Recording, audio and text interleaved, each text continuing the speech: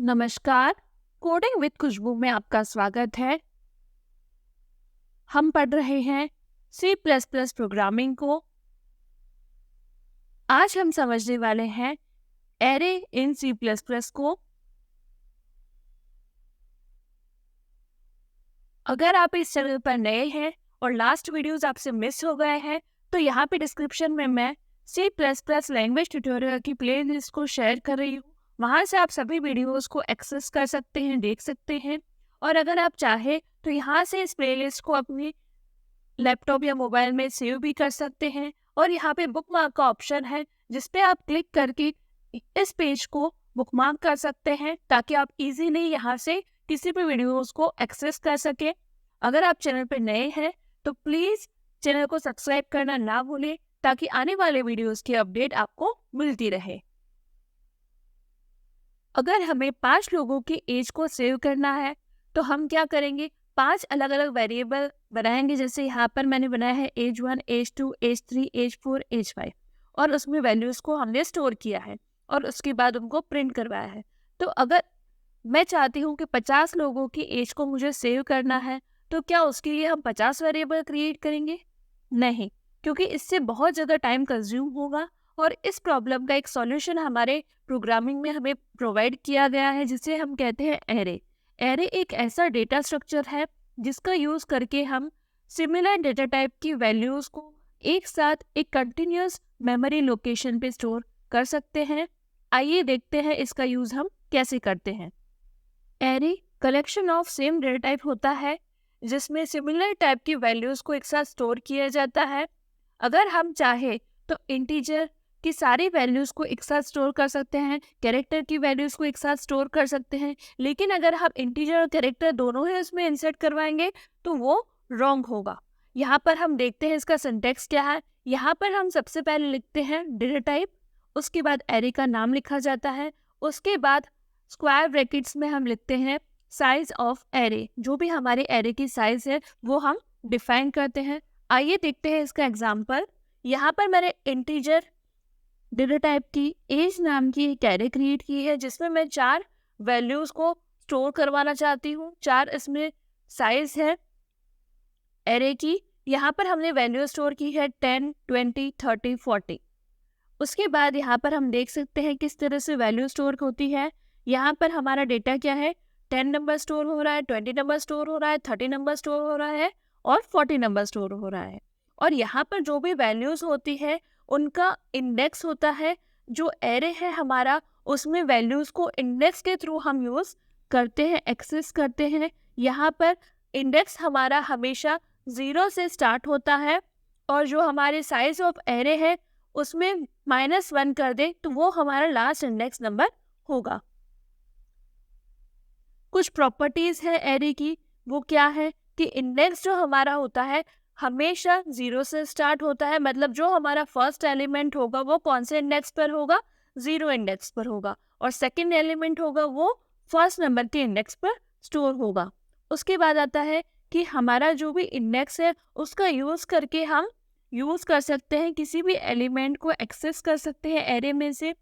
और हमें size declare करनी होती है एरे की डिक्लेरेशन के टाइम पे। अगर हमने प्रोग्राम में कहीं भी उसकी साइज डिक्लेयर नहीं की है तो उसमें एरर जनरेट होगी, क्योंकि हमारे प्रोग्राम में जो साइज एरे की डिक्लेयर होती है वो कांस्टेंट होती है थ्रू आउट द प्रोग्राम, उसे हम चेंज नहीं कर सकते हैं। और हमारी एरेज मल्टी डायमेंशन की भी हो सकती है, जो आगे हम नेक्स्ट वीडियोस में पढ़ने वाले हैं। उसके बाद आता है नंबर ऑफ एलिमेंट, जो भी है वो भी हम चेक कर सकते हैं कि हमारे एरे की कितनी मेमोरी एलोकेट की गई है। साइज ऑफ ऑपरेटर का यूज करके हम चेक कर सकते हैं कि कितनी मेमोरी एलोकेशन उसमें हुआ है। इसके बाद आता है टाइप ऑफ एरे। 2 तरह की एरेज हमारे प्रोग्रामिंग लैंग्वेज में होती है। 1 डायमेंशन एरे जिसे सिंगल डायमेंशन एरे भी कहा जाता है और दूसरी होती है मल्टी डायमेंशन एरेज। आइए समझते हैं 1 डायमेंशन एरे को। सिंटेक्स क्या होता है एरे का। सबसे पहले हम डेटा टाइप लिखते हैं, उसके बाद एरे का नाम लिखा जाता है, उसके बाद स्क्वायर ब्रैकेट में उसकी साइज को स्पेसिफाई किया जाता है कि हम कितने एलिमेंट्स उसमें स्टोर करना चाहते हैं, कितनी वैल्यू स्टोर करना चाहते हैं। आइए एग्जाम्पल की सहायता से इसे समझते हैं। सबसे पहले हमने यहाँ पे लिखा इंट। हम इंटीजर टाइप की एक एरे डिफाइन कर रहे हैं जिसका नेम है एज, और इसमें हम साइज लिख रहे हैं 4। इसका मतलब ये 4 वैल्यूज को स्टोर करेगा। यहाँ पर हमने वैल्यूज स्पेसिफाई की है 10, 20, 30, 40। ये सारी वैल्यूज जो है वो एज नाम की एरे जो हमारी है उसमें स्टोर होंगी। मेमोरी में ये किस तरह से स्टोर होती है देखते हैं। यहाँ पर मेमोरी एड्रेस हमने लिया है समझने के लिए। फॉर एग्जाम्पल यहाँ पर हमारा 2010 जो मेमोरी एड्रेस है वहाँ पर हमारी एरे का फर्स्ट जो वैल्यू होगा जो कि है 10 नंबर वो स्टोर होगा। उसके बाद नेक्स्ट नंबर जो है 20 वो होगा 2014 पर, क्योंकि हमारी एरे जो है वो इंटीजर टाइप की है और इंट जो है वो 4 बाइट ऑक्यूपाई करता है। उसके बाद जो नेक्स्ट नंबर हमारा है 30 वो स्टोर होगा 2018 पर, और उसके बाद जो हमारा नेक्स्ट नंबर है 40 वो स्टोर होगा 2022 पर। इस तरह से हमारी मेमोरी में कंटिन्यूअस मेमोरी एलोकेट होगी हमारी एरे के स्टोरेज के लिए। एरे की वैल्यू को एक्सेस करने के लिए हम इंडेक्स का यूज करते हैं। एरे का इंडेक्स 0 से स्टार्ट होता है। इस फर्स्ट एलिमेंट को एक्सेस करना है तो उसके लिए हम यूज करते हैं एज 0। अगर एज 0 मैं इस तरह से लिखूंगी तो उससे हम क्या यूज कर सकते हैं, जो नंबर हमने स्टोर करवाया है 10 उस मेमोरी लोकेशन पे वैल्यू जो है उसे एक्सेस कर सकते हैं। अगर हमने एज 1 लिखा है तो उसका मतलब है हम 20 को एक्सेस कर रहे हैं। एज 2 लिखा है तो हम 30 को एक्सेस कर रहे हैं, और एज 3 लिखा है तो हम 40 को एक्सेस कर रहे हैं। इस तरह से मेमोरी में वैल्यूज स्टोर होती है, और उनको एक्सेस करने के लिए अपने प्रोग्राम में एलिमेंट्स को यूज करने के लिए हमें इंडेक्स नंबर का यूज करना होता है एरे नेम के साथ में। एरे को यूज करके प्रोग्राम बनाते हैं। यहाँ पर इंट एज नाम की एक मैंने एरे बनाई है जिसकी साइज है 5, जिसमें 5 एलिमेंट स्टोर होंगे, और यहाँ पर मैं वैल्यूज भी साथ में इनिशियलाइज कर रही हूँ, जिसको इनिशियलाइज करने के लिए हमने कर्ली ब्रैकेट्स का यूज किया है। इस मेथड के थ्रू भी हम वैल्यूज को एरे में स्टोर करवा सकते हैं। इसके अलावा नॉर्मली हम क्या करते हैं, एज नाम की हमने एक एरे बनाई,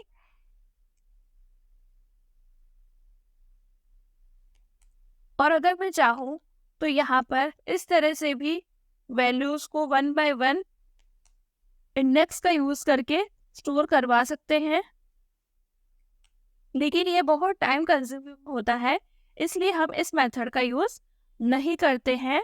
वैल्यूज को इंसर्ट करवाने के लिए हम यहाँ पर फॉर लूप का यूज करेंगे। देखिए यहाँ पर हम फॉर लूप का यूज कर रहे हैं, इसके थ्रू हम एक एक वैल्यूज को यहाँ पर स्टोर करवा रहे हैं। ये कैसे वर्क करेगा, जैसे यहाँ पर i की वैल्यू 0 होगी तो यहाँ पर हमारा लूप चला जाएगा और मैसेज प्रिंट कर देगा एंटर वैल्यू ऑफ एरे, और क्या होगा एज 0 इंडेक्स पर जो हमारे लोकेशन है मेमोरी में वहां पर वो वैल्यू स्टोर हो जाएगी। और उसके बाद जैसे i 1 हो जाएगा तो एज 1 नाम की लोकेशन पे वैल्यू स्टोर होगी। i 2 हो जाएगा तो हमारे एज 2 नाम की लोकेशन पे वैल्यू स्टोर होगी। इस तरह से हम वैल्यूज इंसर्ट करवा सकते हैं। उसके बाद अगर हमें प्रिंट करना है तो अगेन हम फॉर लूप का यूज करेंगे और वैल्यूज को प्रिंट करवाएंगे। अगर हमें कोई वैल्यू एरे में सर्च करनी है तो उसके लिए हमने यहाँ पर इंट एस नाम का एक वेरिएबल डिक्लेयर किया और यूजर से इनपुट लिया कि उसमें कोई नंबर सर्च करना है तो वो उसके लिए इनपुट दे। उसके बाद हमने लूप में इसे चेक करवाया। लूप में हमने चेक करवाया कि if s equal to age of i, मतलब एज ऑफ i पे जो वैल्यू है वो s से इक्वल है तो क्या मैसेज प्रिंट हो जाए कि ये वैल्यू किस लोकेशन पे स्टोर है। इसे रन करवा के देखते हैं। इसे रन करवाया है, इसमें वैल्यू इंसर्ट करेंगे हम एरे की।